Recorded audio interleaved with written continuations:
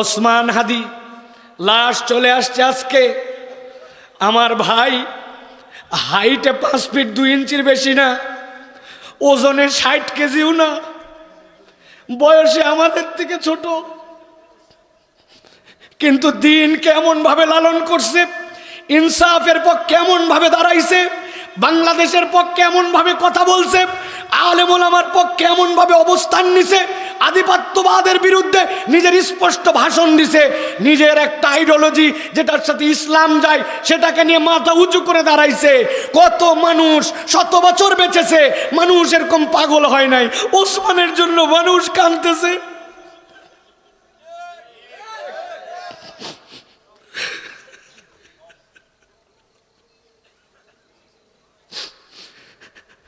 কত মানুষ দেশে রাজনীতি করতেছে, দেখেন এর থেকে বড় বড় পদ আছে, রাজনৈতিক অবস্থান আছে, তাদের বিভিন্ন ট্যাগিং আছে, তাদেরকে টার্গেট করে নাই, টার্গেট করছে ওসমান হাদিকে।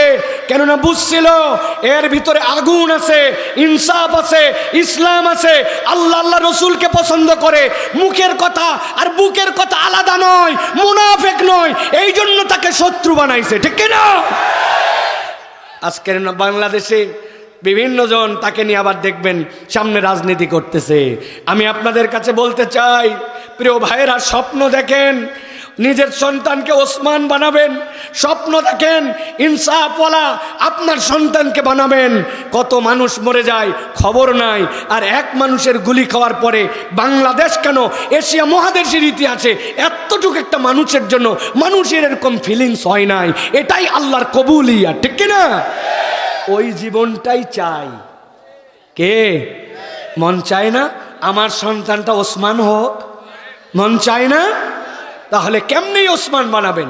ওসমান বানানোর জন্য বেসিক বুনিয়াদ মাদ্রাসা কেন্দ্রিক তাকে শিক্ষা আপনাকে দিতে হবে, জ্ঞান বিজ্ঞান জানাতে হবে, যুক্তি তর্কে উপস্থাপনের মতো যোগ্যতা থাকতে হবে, মুনাফিকি চরিত্র থাকা চলবে না, কলিজাটা তার আল্লাহর জন্য নিবেদিত হতে হবে। বহু লিডার বহু মানুষকে দেখেছি, কিন্তু আমি আমার ছোট্ট জীবনে কোনোদিন কাউকে বলতে শুনি নাই। এমনকি আমরাও লেকচার দেই, আমরাও বলি না, শাহাদতের দিকে তাকাই চলতেছে, জীবন আল্লাহর জন্য দেওয়ার জন্য চলতেছে। যে কোনো সময় আল্লাহ জীবন নিয়ে নিতে পারে, টেনশন নাই, জীবন দেওয়ার মালিক আল্লাহ, তার জন্য কাজ করতেছি। কথায় কথায় আল্লাহর কসমকে এই কথা বলার হিম্মত অনেক হুজুরেরও হয় না, আলেমেরও হয় না, মুফতিরও হয় না, ঠিক কিনা? টার্গেট কেমনি বানাইছে ওসমান রে, বিদায় কেমনি করে দিছে ওসমানকে। আমি আমার তরুণদেরকে বলবো, তরুণ শপথ নাও, 3টা জিনিসের উপরে আমাদেরকে চলতে হবে। 1 নম্বর, লাইফে সত্য এবং সত্যবাদিতার উপরে থাকতে হবে। পৃথিবীর শেষ ব্যক্তি তুমি হবা যে সত্যের পক্ষে থাকবে, দুনিয়া বদল হয়ে যেতে পারে। আমি ইনসাফ এবং সত্যের পক্ষে। রাজি আছো? রাজি আছো? 2 নম্বরে মনে রাখতে হবে, এই বাংলাদেশ আমাদের জন্মভূমি, এই বাংলাদেশ আমাদের প্রিয় ভূমি। এই দেশে অনেক লোক আছে ফেক এই দেশে থাকে, এই দেশকে ভালোবাসে না। এই দেশের ভালোবাসার লোক হচ্ছে ইসলামপন্থীরা।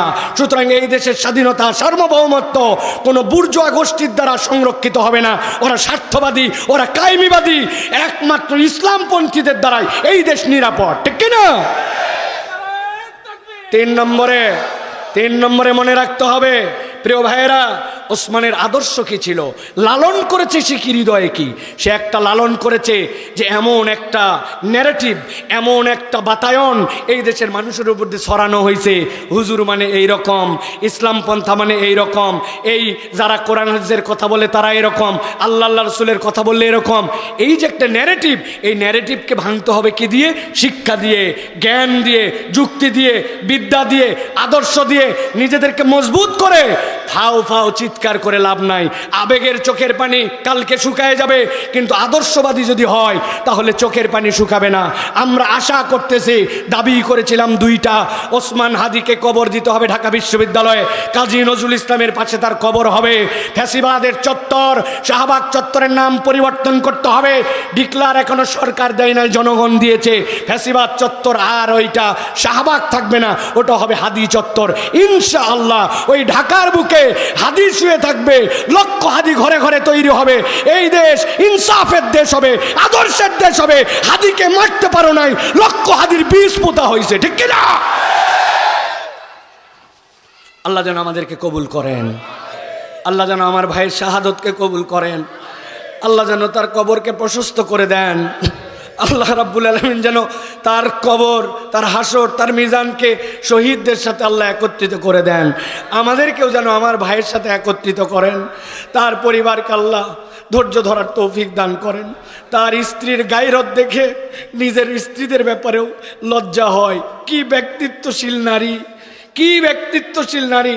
এখন পর্যন্ত তার একটা ছবি, একটা ফটো, একটা ফুটেজ, একটা কথা কিচ্ছু মিডিয়াতে নাই। সে তার ঘরের মধ্যে আল্লাহর কাছে সিজদায় রত হয়ে গেছে।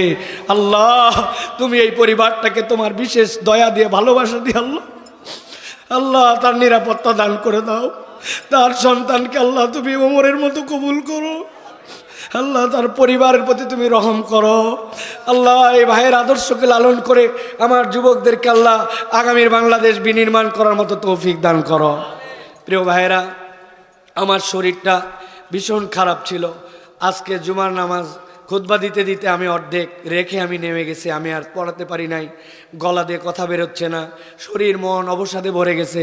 আমি আপনাদের এখানে আসতে চাইছিলাম না, কিন্তু কিছু ভাই ব্রাদার আছে, তারা বলছে সাইফুল্লাহ ভাই না গেলে আমরা লজ্জিত হয়ে যাব। এই জন্য আমি জাস্ট আপনাদের এখানে হাজিরা দেওয়ার জন্য আসছি। যে কথাগুলো বলতেছি প্রত্যেকটা কথায় আমার গলা, আমার শরীরে যে এফেক্ট করতেছে এটা আমি জানি। তারপরে আপনাদের এখানে আসছি। আমি দীর্ঘ কথা বলবো না, তবে নির্ধারিত একটা প্রসঙ্গে ছোট্ট কিছু কথা আপনাদের কাছে বলে যেতে চাই। আমার তরুণ, আমার যুবক ভাইয়েরা, তোমরা যারা আসছো, তোমরা যারা বাইরে ঘোরাফেরা করছো, আমি তোমাদের কাছে নিবেদন করব, প্রিয় ভাইয়েরা, দিনের দিকে মাইল হও। ছোট্ট জীবন, চলে যাবা, কেউ চিনবে না। এই ফাপড়, এই ভাব, এগুলো একটাও কবরে যাবে না।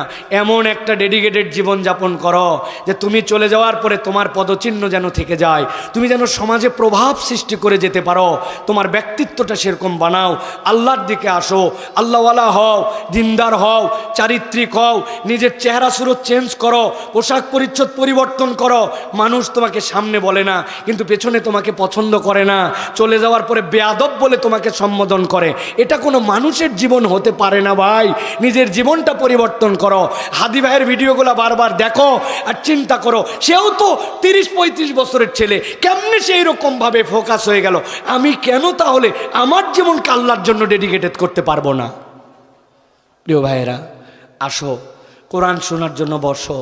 এই যে আমরা কোরআন শোনার জন্য আসি, এইটা এমনি এমনি সবাই আসতে পারে না। এটা আল্লাহ রাব্বুল আলামিনের দয়া লাগে।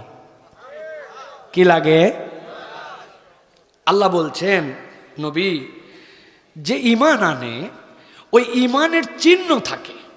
প্রাথমিকভাবে কেউ যদি ঈমান আনে, ঈমানের চিহ্ন হচ্ছে দুইটা। কয়টা? আওয়াজ করে বলতে হবে, কয়টা? দুইটা।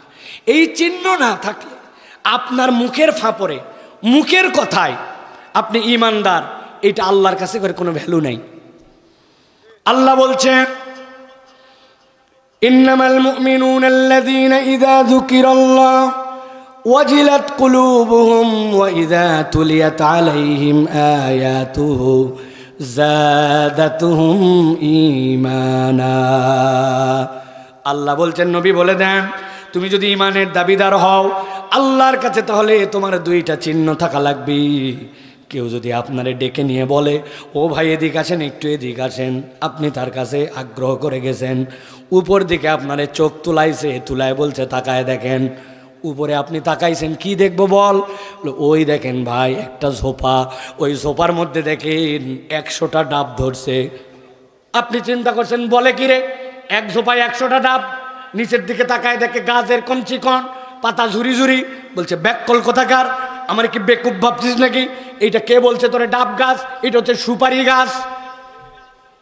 ওই বলতেছে, ভাই ছোটবেলায় সুপারিও যেরকম থাকে ডাবও কম থাকে, এগুলাই বড় হয়ে ডাব হবে। এই কথা যদি বলে, আপনি বলবেন এটা বোকার স্বর্গে আছে, এর সাথে যুক্তি তর্ক করার দরকার নাই। কথা ঠিক কিনা? তার মানে ডাব গাছের চিহ্ন আছে, পাতা আছে, কেমনে ডাব হয় সেইটার আসার আছে। আল্লাহ বলছেন নবী বলে দেন ইন্নামাল মুমিনুন, তুমি যদি ইমানদার হও তোমারও একটা প্রাথমিক চিহ্ন আছে। ইযা যুকিরাল্লাহ ওয়াজিলাত কুলুবুহুম ওয়া ইযা তুলিয়াত আলাইহিম আয়াতু যাদাতুহুম ঈমানা।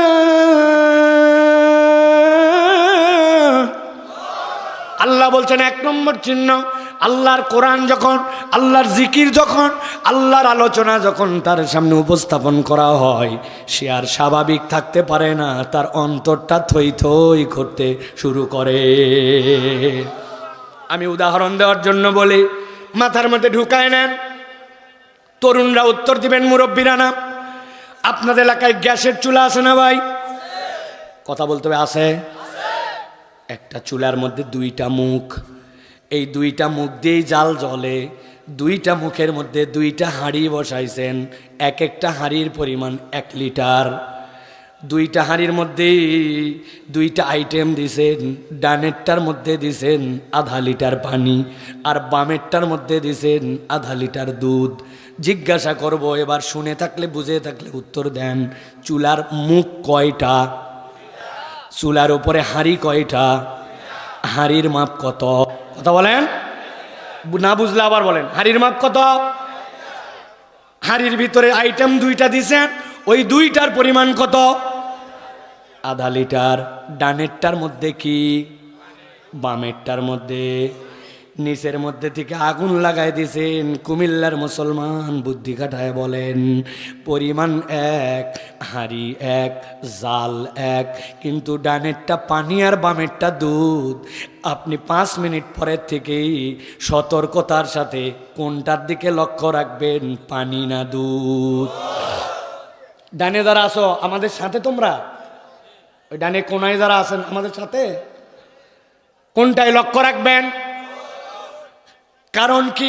কারণ দুধের একটা ধর্ম আছে, পানি জ্বলতে জ্বলতে শুকাবে, শুকায় হয়তো পুড়ে যাবে, হাঁড়ি পুড়বে, তবে দুধ পুড়ার আগে উতলাবে, উতলায় হাঁড়ির থেকে বেরোবে, ওইটা পুড়ার পরে আশপাশে গন্ধ ছড়াবে, জনগণকে জানাবে, এরপরে সে শেষ হবে। আবার সুযোগ যদি হয় এমন উতলায় যাবে জাল পর্যন্ত নিভে যেতে পারে।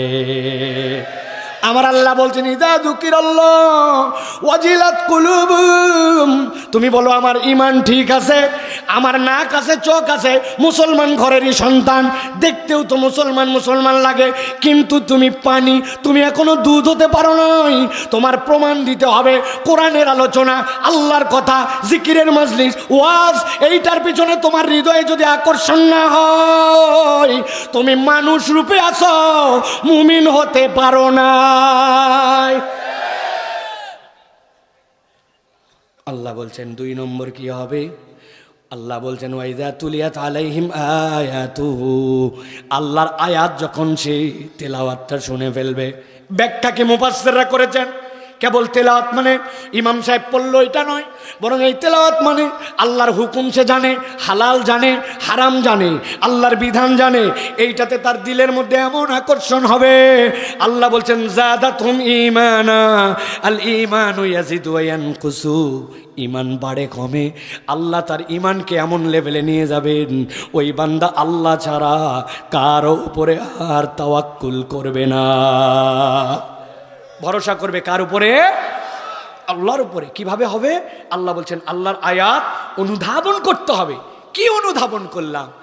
10 বছর বয়সে মক্তবে গেছিলাম, আলাম তারা থেকে সূরা নাস পড়ছি, এখন বয়স 50, 60।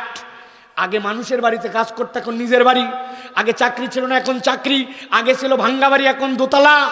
আগে নাতি নাতনি ছিল না, এখন মেয়ে জামাই। সব দিকে আগাইছে, কিন্তু বিগত 40 বছরে 11 নম্বর সূরা মুখস্থ হয় নাই। আন্দাজি ঠিক বলেন না, কিসের ঠিক বলে লাভ কি? আমরাই তো তারা, আবার ঠিক কি জিনিস? হ্যাঁ, সানার অর্থ বলতে পারে না, ভাবনে ঘুরে বেড়ায়। কি ফোন রে? IPhone 16 pro max. বাপরে, বিদেশ থেকে পাঠাইছে। S25 আলট্রা, ইরে বাবা, ওপ্পো ক্যামেরা ফোন, ভাবি আলাদা। জিজ্ঞাসা করে কি কোম্পানির শার্ট? কই আরমানি ছাড়া পরি না, ইয়োলো ছাড়া জ্যাকেট পরেন। মিয়া তুমি সানার অর্থ জানো না, তুমি জানাজার পিছনে দেওয়ার পরে জানাজার দোয়া না জেনে কুত্তার মতো তুমি মুখ বন্ধ করে থাকো। মানুষ আর কুকুরের মধ্যে পার্থক্য কোথায়? কি হবে তোমার এই ফুটানি মারে? তুমি দিন বুঝো নাই? নামাজের ভিতরে ফরজ কয়টা, বাইরে ফরজ কয়টা তুমি জানো না? কি লাভ ফুটানি মারে? লাভ কি? খবর নিয়ে দেখেন আপনার ঘরে এরকম ফুটানিওয়ালা পোলা পান। রাগ হচ্ছেন না আপনারা? আল্লাহর রাস্তায় একটু রাগ হন আজকে। রাগ করেন, রাগ করে অনেক সময় মানুষ অনেক কিছু করে। এত শুয়ে যায়েন না একবারে। আপনার লজ্জা করা উচিত। আপনার বাড়ির থেকে সকাল 8টার সময় কোচিংয়ে যায় নাই, বাবা মা পিটায়, এত মারেন কেন? আর বলেন না হুজুর ক্যালকুলাস পারে না, গণিত পারে না। এক শিক্ষক দিছি মুরাদনগরে, মাসে মাত্র 8 দিন পড়াই, 2000 টাকা বেতন নেই, চান্সই নাই, তো অনুরোধ করে ঢুকাইছি। বেয়াদব, 8টা বাজে যাই নাই কোচিংয়ে, মারবো না মানে? ওরে বাপ মার শাসন, ওরে মার শিক্ষিত করার জন্য তাড়না প্রেরণা। কিন্তু ওই বাড়ির থেকে 3 মাস হলো ফজরের নামাজে জীবনেও মসজিদে যায় নাই, বাপও বকে নাই, মাও বকে নাই। আমাদের এলাকায় এরকম বাড়ি ঘর নাই। কাদের বাড়ি সেগুলো? দেখি হাত তোলেন, দেখি কাদের বাড়ি ঘর আছে। প্রিয় ভাইয়েরা, বোঝেন তাহলে ইমানের অবস্থাটা কোথায়। ওয়াজ, বহুত ওয়াজ শুনছেন আপনারা, সুর দিয়ে ওয়াজ করে পাগল করে দিয়ে যাবে বক্তা। কালকে যাই বলবেন এ ফাটাফাটি, ফাটাফাটির কাম নাই।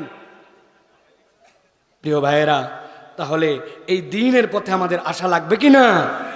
আমি কাউকে টার্গেট করে কথা বলছি না, আমি আমাদের সমাজ, আমরা সবাই এক জান্নাতে থাকতে চাই, ওই জান্নাতে যাওয়ার প্রেরণায় কথা বলতেছি। আমি এখনই শেষ করে দিয়ে চলে গেলে কোনো সমস্যা নাই, কর্তৃপক্ষ আমাকে এটা বলে রাখছে, আপনার কথা না মন চাল আপনি চলে যাবেন। আপনি আসছেন, আমার আলহামদুলিল্লাহ। কিন্তু আমি তারপরেও যেহেতু আসছি, আমি একটু পাগলা টাইপের ছেলে, আমি মনে করি এটাই আমার জীবনের শেষ মাহফিল। প্রত্যেক মাহফিলে উঠে নিয়ত করি। এরপরে আমাকে সবাই উপদেশ দেয়।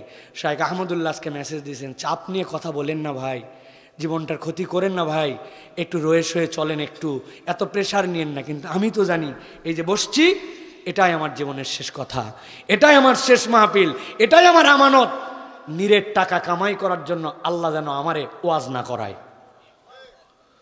প্রিয় ভাইয়েরা, চলেন আমরা যেহেতু আসছি আজকে একটা ভিন্ন টপিকে কিছু কথা আমরা শুনবো ইনশাল্লাহ। রাজি আছেন আপনারা? আস্তে আস্তে বলবো, কিন্তু দিল দিয়ে কথা শুনতে হবে। বাবারা, ভাইয়েরা, তোমরা একটু বসবা, একটু যদি মনে করো বসো বাপ, তাহলে সুন্দর দেখাবে। আসো ভাই, তোমাদের জন্যই কথা বলবো ভাই, আসো। জুতা অনেকে ওই যে এখন ওই ফিতালা জুতা পরে, তো এটা একটা কষ্ট হয় অনেক সময় খুলতে, আমাদেরও হয় মাঝে মাঝে যে আবার জুতা খুলবে। একটু খোলো ভাই, একটু বসো, সবাই মিলে আমরা একটু কথা শুনে চলে যাব ইনশাল্লাহ। বসো, আল্লাহ বরকত দিবে। তোমাদের জন্য অনেক দোয়া করব আজকে, তরুণদের জন্য, যুবকদের জন্য। আমি মুসাফির অবস্থায়, অসুস্থ অবস্থায়, একটা দিল অন্যরকম অবস্থায় আছে আমার মনে কি হচ্ছে আমার আল্লাহ কেবল জানে। এই জন্য আমি আপনাদেরকে অনুরোধ করলাম, সংক্ষিপ্ত কিছু কথা শুনবো। রাজি আছি তো ভাই? তরুণরা আছো তো ভাই?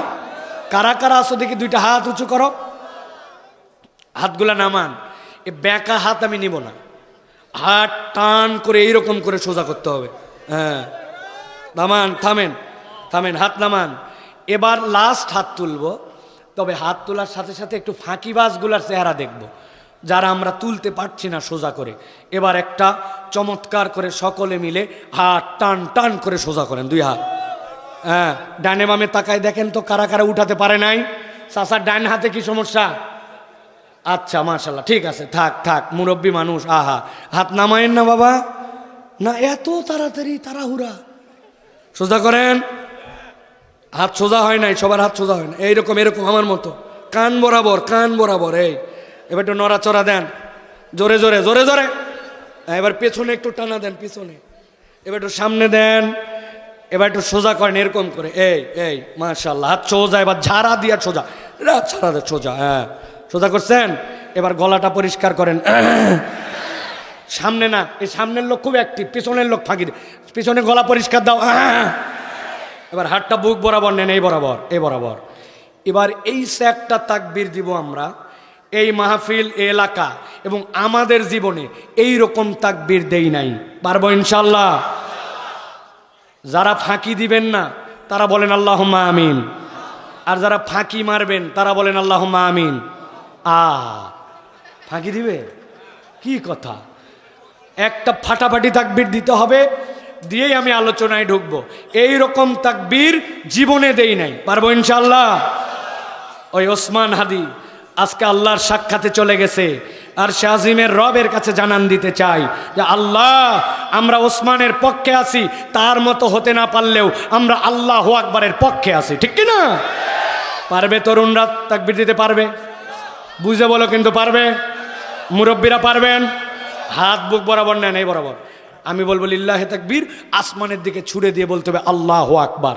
গলা থাকলেই কি আর গেলেই কি? রেডি সবাই? রেডি? দেখে এটা তাকবীর দেন, লিল্লাহে তাকবীর, লিল্লাহে তাকবীর। আল কোরআনের আলো, আল হাদিসের আলো, তোমার নেতা আমার নেতা, তোমার নেতা আমার নেতা। আলেম ওলামা যেখানে, আল্লাহর আইন যেখানে, গান বাজনা যেখানে, হারাম অন্যায় যেখানে, বিড়ি সিগারেট যেখানে, লিল্লাহে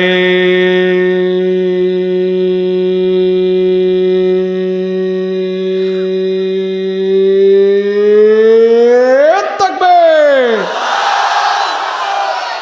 মাশাআল্লাহ, আলহামদুলিল্লাহ। বাহিরে যেইগুলা ছিল না, ওরা মনে করতেছে মাহফিলের লোকই নাই, দুপুরে বিরিয়ানি খাইয়া ফাঁকিবাজ, ঠিক কিনা? তোমার একটা ন্যূনতম কৃতজ্ঞতার লজ্জা থাকলে তুমি এই জায়গায় আসতা, ঠিক কিনা? ব্যাককল, তুই নামাজেও দেরি করে আইছিস। আজকে উদ্বোধনী মসজিদ 1:15টার সময় আইছে উনি, আবার কতগুলা শেষে আইছে তাবারুক নেওয়ার জন্য। খা, রহিম ভাই বলবেন খাওয়ান, না দেখ জম্মের খাওয়ান, খাওয়ান খাওয়ায় কেউ ফকির হয় না, খাওয়াতেই থাকবেন ভাই। ওরা খা, খালি খা করা আর হাগুক, খাক আর হাগুক, আর তোমাদের কোনো কাজ নাই। কপাল পোড়া, ওই আইলের মধ্যে যাই বিড়ি খায়, আইলের মধ্যে বিড়ি খায়, রাস্তার মধ্যে ঘোরে, মেলার মধ্যে আড্ডা দেয়, ওয়াজে আসে না, ঠিক কিনা? এদের নামে আজকে শেষে দোয়া হবে। হ্যাঁ ভাই, ওদের কেমনে ভালো চাকরি হয়, ভালো বউ হয়, বউ কেমনে ছাসানি দেয়, এগুলো সব দোয়া হবে আজকে। সব টেনশন করো না, কেবল ইন্টারমিডিয়েট পড়ো, তোমার যে কতদিন বাকি আছে, কত ধানে কত চাল আজকে টের পাবা। আমি বদদোয়া করবো না, আপনাদেরকে দিয়ে করবো, এরা আপনাদের আত্মীয় স্বজন, হুদা আমি দোষ নিব কি জন্য? হ্যাঁ, চলেন আমরা দেরি করব না, মূল আলোচনায়। ছোট্ট একটা টপিক কিন্তু গুরুত্বপূর্ণ, জেনে আমল করার নিয়তে চলে যাব। বলেন আল্লাহুম্মা। 3টা প্রশ্ন করব, উত্তর দিবেন, আলোচনায় ঢুকব। 1 নম্বর, আল্লাহ কি আমাদেরকে জাহান্নামে নেওয়ার জন্য না জান্নাতে নেওয়ার জন্য সৃষ্টি করছেন? জান্নাতে। 2 নম্বর প্রশ্ন, জান্নাতে তো আমরা যেতে চাই, কিন্তু আমাদের যে আমল, আমাদের যে গুনাহ খাতা, আমাদের যে অবস্থা, এতে কি আমরা জান্নাতে যাওয়ার উপযুক্ত? গুড। 3 নম্বর, আল্লাহর জন্য আমরা জান্নাতে যেতে চাই, সৃষ্টি করেছেন, যে আমলের অবস্থা যাওয়ার উপায় নাই, কিন্তু আল্লাহ সুযোগ দিছেন, যদি কোনো বান্দা আল্লাহর কাছে ক্ষমা নিয়ে নিতে পারে তাহলে আল্লাহ তাকে মাফ করে দিবেন। এ বিষয়ে কি আমাদের বিশ্বাস আছে? ক্লিয়ার? আপনারা একদম চমৎকার শ্রোতা, আপনারা জানেন সব বিষয়, আলহামদুলিল্লাহ। কিন্তু যে বিষয়টা জানি না, জান্নাতে নেওয়ার জন্যই সৃষ্টি, গুনাহ খাতা যা জান্নাতে যাওয়ার উপযুক্ত না, কিন্তু গুনাহ মাফ করলে আল্লাহ জান্নাতে নিতে পারেন, কিন্তু আমি জানি না যে আল্লাহর কাছে ক্ষমা লাভের উপায়টা কি, ঠিক কিনা? অনেকে জানি, বিচ্ছিন্ন বিচ্ছিন্ন জানি, কিন্তু প্রপারলি কোরআন হাদিস থেকে দলিল ভিত্তিক আমরা ক্ষমা লাভের উপায় জানি না। আজকে আমরা শিখব কোরআন হাদিসের পর্যালোচনা অনুযায়ী একটা মানুষের জীবনে ক্ষমা লাভের সর্বনিম্ন মৌলিক উপায় 5টা। একসাথে এক আওয়াজে পিটানো শব্দে বলতে হবে, সর্বনিম্ন ক্ষমা লাভের উপায় কয়টা? হাতগুলা রেডি করেন, ডান হাত এরকম করে নিচে নিচে নিচে নিচে, ডান হাত রিল্যাক্স করে বসেন। বাবারা আসন দিয়ে বসো, নামাজের মতো ওরকম করে বসা যায় না, আরাম করে বসো, রিল্যাক্স করে বসো। হ্যাঁ, ছোট্ট ছোট্ট বাচ্চা দেখছেন, মাসুম বাচ্চা সব চলে আসছে। হাতগুলা ডান হাত রেডি করবেন। জিজ্ঞাসা করব সর্বনিম্ন ক্ষমা লাভের উপায় কয়টা? একসাথে একদম সেনাবাহিনীর মতো শাট করে হাতটা তুলবেন, পারবেন না? দেখি তো, সর্বনিম্ন ক্ষমা লাভের উপায় কয়টা? আরেকবার হাত নামান। কয়টা? কয়টা? মাশাআল্লাহ। কেন এটা করলাম? যাতে আজকের আলোচনাটা বাড়িতে যায় ইনশাআল্লাহ। রাজি তো সবাই? চলেন তাহলে শুরু করি। 1 নম্বরে, কেউ যদি তার জীবনে ক্ষমা পেতে চায়, আল্লাহ বলছেন, নবী জানায় রাখেন, ক্ষমা প্রাপ্তির 1 নম্বর আমল হচ্ছে ঈমান এবং নেক কাজ। ঈমান, আল্লাহ বলছেন, ওয়াদাল্লাহুল্লাযীনা আমানু ওয়া আমিলুস সালিহাতি মিনহুম মাগফিরাতাও ওয়া আজরান আযীমা। আল্লাহ বলছেন, নবী জানায় রাখেন, তোমার আল্লাহ তোমাদের সাথে ওয়াদা করতেছে। ঠান্ডা মাথায় সাবধানের সাথে অনুভব করো, ওয়াদা করতেছেন তিনি কে? আপনার আমার ভক্কর চক্কর ওয়াদা নয়। আপনার বাচ্চা বাজারে যাওয়ার সময় বলছে, আব্বা আসার সময় একটা ললিপপ আনবেন আর আমার জন্য একটা চিপস আনবেন। আপনি বলে গেছেন, ঠিক আছে বাপ, নিয়েই আসবো। বাজারে ঠেলায় আর চাপে বাড়ির কাছে এসে মনে হয়েছে ললিপপ নিতে মনে নাই। আমাদের জীবনে এরকম হয় কি হয় না? বইয়ের সাথে অনেক ভালোবাসা, হঠাৎ করে আবেগ উঠে গেছে, আবেগের ঠেলায় বইয়ের দিকে তাকায় বলছেন, ওই যে বিয়ের সময় তোমার হাতের মধ্যে যে গয়না ছিল, চুরিটা চিকন হয়ে গেছে, এবার খালি ধান উঠুক, এবার খালি হাতে টাকা আসুক, এই চুরি আর চলবে না। নিয়ে যাওয়ার পরে জুয়েলারির দোকানে এটা ভাঙ্গায়া সাথে আরও 1 ভরি যোগ দিয়া মোটা একটা বালা এবার তোমাকে বানায় দিব। হঠাৎ করে কুমিল্লার লোক খবর পাইছে 22 ক্যারেটের সোনা 2,14,000 টাকা ভরি। এরপরে বইয়ের হাতের দিকে তাকায় না। আল্লাহ রাব্বুল আমিন বলছেন, ওয়াদাল্লাহুল্লাযীনা আমানু, আল্লাহ ঈমানদারদের সাথে ওয়াদা করতেছেন, দুনিয়ার মানুষের মতো নয়। আল্লাহ বলছেন, ওয়াদাটা কি? যদি তুমি ঈমান আনো, ওয়া আমিলুস সালিহাত, আর তুমি যদি একবার নেক কাজ করতে শুরু করো, আমি আল্লাহ জানালাম, মিনহুম মাগফিরাতাও ওয়া আজরান আযীমা। আমি আল্লাহ রাব্বুল আলামিন ওই মানুষের ঈমানের সাথে নেক আমল যুক্ত হওয়ার কারণে তাকে আমি অটোমেটিক ক্ষমা করে দিব, অটোমেটিক তাকে জান্নাতে ঢুকায় দিব। বোঝার বিষয় হচ্ছে, ঈমানের সাথে লাগবে নেক আমল। কি লাগবে? ঈমানের সাথে নেক আমল। এখন যদি জিজ্ঞাসা করা হয়, আপনারা কি নেক আমল করেন? আমরা বলবো, জি হুজুর, কি করি? নামাজ পড়ি, রোজা রাখি, হজ করার নিয়ত আছে, যাকাত দেই। এইটা হচ্ছে মুসলমানদের জীবনের সবচেয়ে ভয়াবহ চিন্তা। নামাজ, রোজা, হজ, যাকাত, সে মনে করছে এইটাই নেক আমল। আসলে নামাজ, রোজা, হজ, যাকাত নেক আমল নয়। বক্তাক নামাও, বলে কি রে নামাজ, রোজা, হজ, যাকাত নেক আমল না? টেনশন হচ্ছে না আপনার? টেনশন দূর করে দেই। দেখেন তো কোন সেন্স আমি কথাটা বলছি। মুরব্বীরা উত্তর দিবেন না, শুধু বাচ্চারা আর যুবকরা উত্তর দিবে। তোমাদের এলাকায় ভাই প্রাইমারি স্কুল, হাই স্কুল আছে? প্রাইমারি স্কুল, হাই স্কুল যেটা আছে, ওই স্কুলের কি ঢোকার জন্য কোনো টাইম টেবল আছে? ওই স্কুলের কি কোনো ড্রেস আছে? ওই স্কুলের পরীক্ষায় যদি কেউ অংশগ্রহণ করে, তার জন্য কি পাস মার্ক আছে? আপনার স্কুলে ঢোকার টাইম 8:30। এক ছেলে বলছি, যাদের আগে ঘুম ভাঙে তাদের জন্য 8:30। আমি যখন যাব তখনই টাইম, 9টা, 9:30, 10টা আমার ব্যাপার। চলবে তো? বলছি স্কুলের ড্রেস কিরে? কই উপরে ব্লু কালারের জামা, নিচে কালো প্যান্ট। বলছে যার বাপের কিছু নাই তাই ওইটা পরবে। আমার বাপ যা পাঠায়, কোনোদিন পাঞ্জাবি, কোনোদিন টি শার্ট, কোনোদিন ফতুয়া, কোনোদিন আমি যেটা মন চাই সেটা। চলবে তো? বলছে পরীক্ষা দিছে, পাইছে কত? বলছে 20। কয় 20 পেলেই আমার জন্য পাস। চলবে তো? ভালো করে বোঝেন, উদাহরণটা, আপনার স্কুলের যদি একটা পাস মার্ক থাকে, ড্রেস কোড থাকে, ঢোকার টাইম থাকে, নবী বলছেন বুনিয়াল ইসলাম আলা খামসিন, ইসলামেরও একটা বেজ আছে। তুমি যদি ইসলাম নামক স্কুলে মুসলিম পরিচয়ে ঢোকো, তাহলে তোমার নামাজ পড়া লাগবে, রোজা ফরজ হলে রাখা লাগবে, জাকাত ফরজ হলে দেওয়া লাগবে, হজ ওমরার তৌফিক হলে করা লাগবে। এইটা যদি না থাকে, এই যে খুঁটির উপরে প্যান্ডেল দাঁড়ায় আছে, খুঁটি একটাও নাই, প্যান্ডেল নাই, তাহলে তোমার এইটা না থাকলে তোমার ইসলাম নাই। এখন যেইটা না থাকলে পাশ মার্কই থাকে না, ওইটারে আপনি কেমনে শুধু ভালো কাজ বলেন?